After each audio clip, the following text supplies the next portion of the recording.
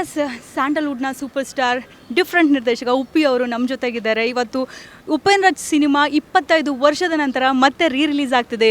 Uppi cinema ಹೇಗೆ ಹೋಗ್ತಾ ಇದೆ ಅಂತ ಇವತ್ತು ನೋಡೋಕ್ಕೆ ಸ್ವತಃ ಉಪ್ಪಿ ಸರ್ ನಮ್ಮ ಜೊತೆಗೆ ಬಂದಿದ್ದಾರೆ. ಸರ್ ನಮಸ್ತೆ. ನಮಸ್ಕಾರ. ಹಾಗೆ ಹೇಗಿದ್ದೀರಾ? ಈಗಲೂ ಹಾಗೆ ಇದ್ದೀರಾ? ಸಿನಿಮಾ ಇವತ್ತು ನೋಡಿ ಏನು ಅನ್ನಿಸ್ತಿದೆ ಸರ್? ಅದೇ ಇನ್ನೊಂದು 25 ವರ್ಷ ಆದಮೇಲೆ ಬಂದರೂ ಹಿಂಗೆ ಇರುತ್ತೆ ಅನ್ಸುತ್ತೆ. ಇದು ಅಷ್ಟು ಅಡ್ವಾನ್ಸ್ ಇದೆ.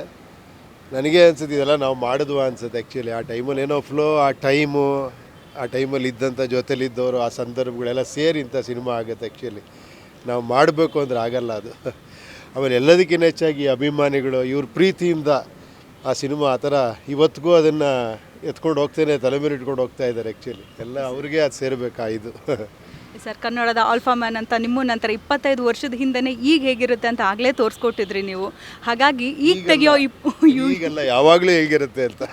ಉಪ್ಪಿ ಸರ್ ಫ್ಯಾನ್ಸ್ ಅಂದ್ರೆ ನೀವು ಕೂಡ ಡಿಫ್ರೆಂಟ್ ಅಂದರೆ ಅವ್ರು ಇನ್ನೂ ಡಿಫ್ರೆಂಟ್ ಆಗಿರ್ತಾರೆ. ನೀವು ಹಾಕೋ ಒಂದೊಂದು ಫಿಲಮ್ನ ಡಿಕೋಡ್ ಮಾಡ್ಕೊಂಡು ಹೋಗ್ತಾರೆ. ಸೊ ಈ UI ಮೂವಿನ ಇನ್ಯಾವಾಗ ಡಿಕೋಡ್ ಮಾಡ್ತಾರೆ? ಉಪೇಂದ್ರಾಗ ಇಷ್ಟು ತಗೊಂಡಿದ್ದೀವಿ ನಾವು. ನೋಡೋಣ. UI ಅದೊಂಥರ ಬೇರೆ ಥರದ ಸಿನಿಮಾ. ಅದು ವಿಷುವಲ್ ವಂಡರ್ ಇರೋ ಸಿನಿಮಾ. ಅದು ಆ ವಿಷುವಲಲ್ಲಿ ಕೆಲವು ಅರ್ಥಗಳಿರೋ ಸಿನಿಮಾ. ಅದು ನೋಡೋಣ. ನನ್ನ ಪ್ರಕಾರ ಅದನ್ನು ಡಿಕೋಡ್ ಮಾಡಿಬಿಡ್ತಾರೆ. ಯಾಕಂದರೆ ಬುದ್ಧಿವಂತರು ಅಂತ ಪಿಕ್ಚರಲ್ಲೇ ನಿರೂಪಿಸಿದವರು ಅವರು ಯಾವತ್ತೂ ಎಲ್ಲರಿಗೂ ಆಡಿಯನ್ಸ್ ಬುದ್ಧಿವಂತರು ಅಂತ ಪ್ರತಿ ನಿರ್ದೇಶಕರಿಗೆ, ನಟರಿಗೂ ಎಷ್ಟೋ ವರ್ಷಗಳಿಂದ ನಿರೂಪಿಸ್ಕೊಂಡು ಬರ್ತಾನೆ ಇದ್ದಾರೆ. ಯಾವತ್ತೂ ಅವರೇ ಅಲ್ಟಿಮೇಟ್. ಅಣ್ಣವ್ರು ಅದಕ್ಕೆ ಏನೋ ದೇವರು ಅಂದ್ಬಿಟ್ರು ಅವ್ರನ್ನ. ಸೊ ಯಾವತ್ತೂ ಅವರೇ. ಯಾಕಂದ್ರೆ ಆ ಇನ್ನೋಸೆಂಟ್ ಹೃದಯಗಳಿದೆಯಲ್ಲ, ಅದು ಪರ್ಫೆಕ್ಟಾಗಿ ಹೇಳ್ಬಿಡ್ತಾರೆ ಪಿಕ್ಚರ್ ಹೆಂಗಿದೆ ಅಂತ.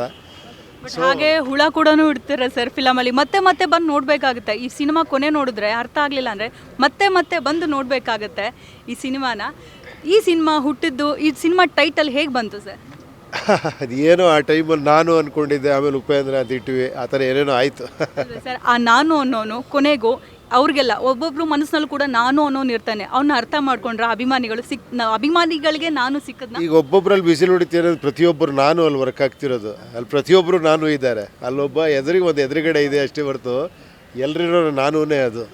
ಸರ್, ಈ ಸಿನಿಮಾದಲ್ಲಿ ಸಂಬಂಧಪಟ್ಟಂತೆ ಚಳಿಗಾಲ, ಮಳೆಗಾಲ, ಬೇಸಿಗೆಗಾಲ, ಉಪ್ಪಿ ಸರ್ ಯಾವ ಕಾಲ ಇಷ್ಟ? ಡಿಫ್ರೆಂಟ್ ಡೈರೆಕ್ಟರ್ಗೆ ಡಿಫ್ರೆಂಟ್ ಕ್ವಶನ್ಸ್ ಕೇಳ್ತಾ ಇದ್ದೀನಿ. ನಿಮ್ಗೆ ಯಾವ ಕಾಲ ಇಷ್ಟ? ನೋಡಿ, ಮಳೆಗಾಲ ಇದ್ದಾಗ ಬೇಸಿಗೆಗಾಲ ಬರಲಿ, ಚಳಿಗಾಲ ಇದ್ದಾಗ ಬೇಸಿಗೆಗಾಲ ಬರಲಿ, ತುಂಬ ಚಳಿ ಅನ್ಕೊತೀವಿ. ಬೇಸಿಗೆ ಬಂದಾಗ ಅಯ್ಯೋ ಏನಯ್ಯ ಬಿಸಿಲು, ಸ್ವಲ್ಪ ಚಳಿಗಾಲ ಇದ್ರೆ ಚೆನ್ನಾಗಿರೋದು ಅಂತ. ಮಳೆನೇ ಇಲ್ದಿದ್ದಾಗ ಅಯ್ಯೋ ಮಳೆ ಬರಲಿ ಅನಿಸುತ್ತೆ. ಎಲ್ಲ ಕಾಲಗಳು ಇರಲೇಬೇಕು ಅಲ್ವಾ?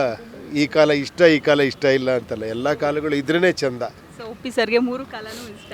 ಖಂಡಿತ. ಸರ್, ನಿಮ್ಮದು ಗುರುಕಿರಣ್ ಸರ್ ಕಾಂಬಿನೇಷನ್ನೇ ಹಾಗೆ. ಮ್ಯೂಸಿಕ್ ಒಂದು ಮ್ಯಾಜಿಕ್ ಮಾಡುತ್ತೋ ಅಥವಾ ಸಿನಿಮಾ ಕಂಟೆಂಟ್ ಮಾಡ್ತಾ ಎರಡೂ ಸೇರಿ ಸೂಪರ್ ಹಿಟ್ ಆಗುತ್ತೆ.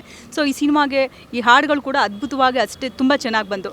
ಸೊ ನೀವು ಮನೋಹರ್ ಸರ್ ಬಗ್ಗೆ ಹೇಳೋದಾದರೆ, ಸಾಹಿತ್ಯ ಬಗ್ಗೆ, ಗುರು ಸರ್ ಬಗ್ಗೆ ಏನು ಹೇಳಿ? ಇಲ್ಲ, ಅದೇ ಹೇಳೋದ್ನಲ್ಲ, ಎಲ್ಲ ಅದು ಕೂಡು ಬರುತ್ತೆ ಅಂತಾರಲ್ಲ, ಆ ಥರ ಮ್ಯೂಸಿಕ್ ಇರ್ಬೋದು, ಲಿರಿಕ್ಸ್ ಇರ್ಬೋದು, ಆ ಡೈಲಾಗ್ಸ್ ಇರ್ಬೋದು, ಆರ್ಟಿಸ್ಟ್ಗಳಿರ್ಬೋದು. ನೆನೆಸ್ಕೊಂಡ್ರೆ ಆ ದಾಮಿನಿ ನೋಡಿ, ಎಲ್ಲೋ ಇದ್ದ ಹುಡುಗಿ ಅದೇನೋ ನೋಡಿ ಅಷ್ಟು ಚೆನ್ನಾಗಿ ಆ್ಯಪ್ಟ್ ಆಗಿದ್ದಾರೆ. ಪ್ರೇಮ ಅವರು ಅಷ್ಟು ಪರ್ಫೆಕ್ಟಾಗಿ ಮ್ಯಾಚ್ ಆಗಿದ್ದಾರೆ. ರವೀನಾ ಅವರು ಎಲ್ಲ ಅದೇ ಹೇಳೋದು, ಅದು ಆಗೋದು, ನಾವು ಮಾಡೋದಲ್ಲ ಅದು.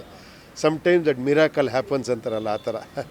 ಈ ಸಿನಿಮಾ 25 ವರ್ಷದ ನಂತರ ಮತ್ತೆ ಯಾರಾದರೂ ದಾಮಿನಿ ಅವರು ಸಿಕ್ಕಿರೋದುಂಟಾ ಸರ್? ನನಗೆ ಅದೇ ಅನ್ನಿಸ್ತು. ಈ ಪಿಕ್ಚರ್ ನೋಡಿದಾಗ ನಂಗೆ ಅನ್ನಿಸ್ತು ಎಲ್ಲರಿಗೂ ಒಂದು ಶೋ ಆಗಬೇಕು ಅಂತ. ನಾನು ಶ್ರೀನಿವಾಸ್ ಅವ್ರ ಹತ್ರ ಹೇಳ್ತೀನಿ, ಈ ಪಿಕ್ಚರಲ್ಲಿ ವರ್ಕ್ ಮಾಡೋರು ಎಲ್ಲ ಟೆಕ್ನಿಷಿಯನ್ನು, ಆರ್ಟಿಸ್ಟು, ಅವ್ರ ಫ್ಯಾಮಿಲಿಯವರು. ಈಗ ದಾಮಿನಿ ಅವರಿಗೆ ದೊಡ್ಡ ಮಕ್ಕಳಿದ್ದಾರೆ ಇವಾಗ.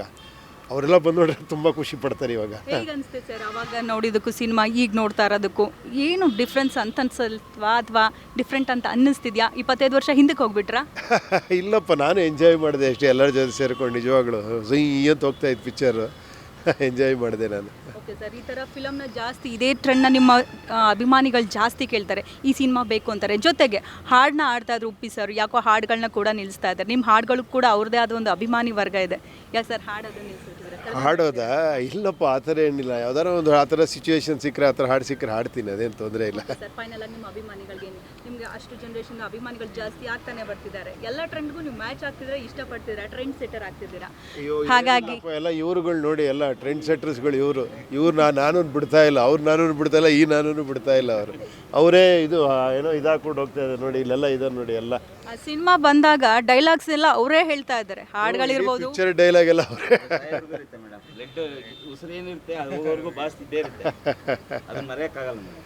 ಅಲ್ಲ, ಅದೇ ಖುಷಿ ಆಯ್ತು ಆ್ಯಕ್ಚುಲಿ ನೋಡಿ. ಆ ಸತ್ಯನ ಅವ್ರು ಅವಾಗಲೇ ಗ್ರಹಿಸಿದ್ದಾರೆ. ಇವಾಗ ನನಗೆ ನೋಡ್ಬೇಕಾರೆ ಹೌದಲ್ವಾ, ಕರೆಕ್ಟ್ ಅಲ್ವಾ ಇದೆಲ್ಲ ಅಂತ. ಆ ಟೈಮಲ್ಲಿ ಏನೋ ಫ್ಲೋ ಅಲ್ಲಿ ಬರೆದಿದ್ವಿ, ಬಟ್ ಈ ಟೈಮಲ್ಲಿ ಕರೆಕ್ಟ್ ಅಲ್ಲ. ಇವ್ರು ಯಾಕೆ ಎಂಜಾಯ್ ಮಾಡ್ರು ಅದರಲ್ಲಿ ಆ ಸತ್ಯನ ನೋಡಿಬಿಟ್ಟು. ಅದು ಅವಾಗಲೇ ಇವರೆಲ್ಲ ಗ್ರಹಿಸಿ ಅದನ್ನು ಸೂಪರ್ ಹಿಟ್ ಮಾಡಿದ್ರು.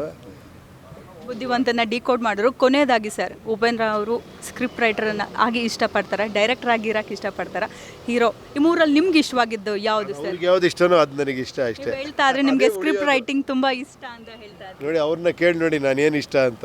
ನಮಗೆಲ್ಲನೂ ಇಷ್ಟ ಆಗುತ್ತೆ ಸರ್, ಡೈರೆಕ್ಷನ್ ಜಾಸ್ತಿ ಇಷ್ಟಪಡ್ತೀನಿ. ಅದೇ ನೋಡೋಣ ಖಂಡಿತ ಅದೇ ಇದರಲ್ಲೇ ನಾನು ಪ್ರಯತ್ನ ಪಡ್ತಾನೆ ಹೋಗ್ತೀನಿ. ತಾವು ಹೇಳ್ತಾ ಇದ್ರೆ ಇನ್ಮೇಲೆ ವರ್ಷಕ್ಕೆ 2 ಸಿನಿಮಾ ಆದರೂ ಕೊಡ್ತೀವಿ ಅಂತ, ಹಾಗೆ ಡೈರೆಕ್ಷನ್ ಕೂಡ ಬೇಕು ಅಂತ ಅಭಿಮಾನಿ. ಇಲ್ಲ ಡೈರೆಕ್ಷನ್ ಸಿನಿಮಾನೇ ಮಾಡೋಣ ಜಾಸ್ತಿ ಅಂತ ನನಗೂ ಆಸೆ ಇದೆ. ನೋಡೋಣ ಈ ಪಿಕ್ಚರ್ ಆಮೇಲೆ ಅವ್ರು ಹೇಳಲಿ. ಈ ಥರ ಸಿನಿಮಾ ನೋಡಿದ್ಮೇಲೆ ಖಂಡಿತ ಮತ್ತೆ ನಿಮ್ಮ ನಿರ್ದೇಶನ ಸಿನಿಮಾ ಬೇಕು ಅಂತಾನೆ ಹೇಳ್ತಾರೆ. ಇಲ್ಲ ಖಂಡಿತ. Thank you so okay, thank you. Yes, ಇದಿಷ್ಟು ಸ್ಯಾಂಡಲ್ವುಡ್ನ ಸೂಪರ್ ಸ್ಟಾರ್ ಉಪೇಂದ್ರ ಅವರ ಮಾತಾಗಿತ್ತು. 25 ವರ್ಷದ ನಂತರ ಕೂಡ ಅದೇ ಟ್ರೆಂಡ್ ಈಗಲೂ ಕೂಡ ಸೆಟ್ ಆಗಿದೆ. ಕ್ಯಾಮ್ರಾ ಪರ್ಸನ್ ಚಂದ್ರ ಜೊತೆಗೆ ದೀಕ್ಷಾ, ಸಾಮ್ರಾಟ್ ನ್ಯೂಸ್, ಬೆಂಗಳೂರು.